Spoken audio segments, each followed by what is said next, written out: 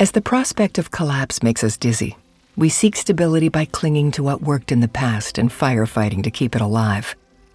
Our challenge is to make a different choice, to embrace the unknown and set out on humanity's greatest and most perilous journey. We need a North Star to outshine the craving for stability. This is the age of freedom. To get there, we must do 3 things. First, we must rethink. We need to recognize the mindset which brought us success is now our greatest liability. Our global industrial order might seem invincible, but in 1 decade, it will be swept away. We have arrived at the same point of no return where every civilization before us, from Sumer to the Romans, once was. Unlike them, we can see a new system emerging that will accelerate the inevitable collapse of the old, opening a vast possibility space. To navigate this space, we must shed the old lens of incumbency built from 10,000 years of history, the world we thought would last forever, and rethink our infrastructure, laws, habits, beliefs, and ultimately, our mindsets, ourselves. We require new ways of seeing the world and its complexity. Instead of tinkering with the old system, we need novel tools, concepts, frameworks, measures, and values to break through to the unknown. Second, we need to enable. We already have all the technologies we need, but in the past, new technologies triggered breakthroughs by accident, with humanity asleep at the wheel. Today, we must wake up and fly the airplane while building it, together. Accelerating the rollout of the new food, materials, energy, information, and transport systems is the easy part. Much harder is to discover how to understand and manage this new world, to enable a new organizing system to emerge. It will be built on principles of creation, complexity, decentralization, distributed power and ownership, and networks. Its winning mindsets, rules, institutions, and governance structure emerging through collaboration, curiosity, trial, and painful error, not central planning.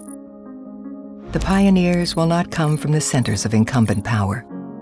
History tells us that outsiders, cities and regions on the edges of powerful empires, hungry and free from the baggage of the old ways, act as pathfinders. Today, it will be easier for Singapore, Mumbai, or Lagos to leap ahead than China or the US.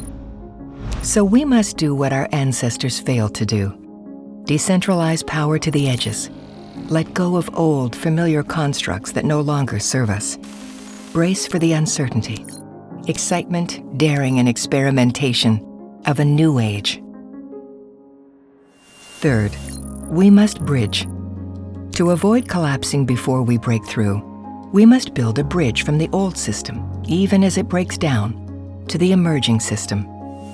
That means strategically and temporarily patching up the old to keep it alive, even as we accelerate the pathway to break through. Yet we must remember, patching up is a band-aid to stave off a vicious cycle of social, political, financial, and military crisis that could spiral out of control. Saving dying incumbent industries is no solution. We must protect people and communities from the fallout of their inevitable collapse.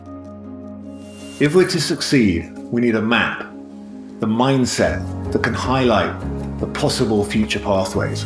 We need a North Star to outshine the craving for stability.